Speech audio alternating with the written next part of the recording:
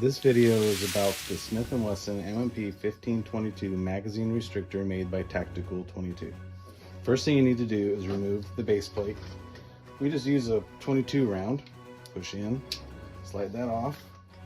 Make sure to not have this keeper go flying out. Take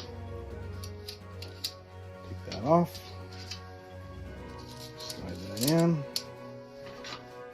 Floor plate back on. And you're done. It will restrict to 10, 15, or 20 rounds, depending on if you want to use here to 10, cut to there for 15, cut to there for 20 rounds.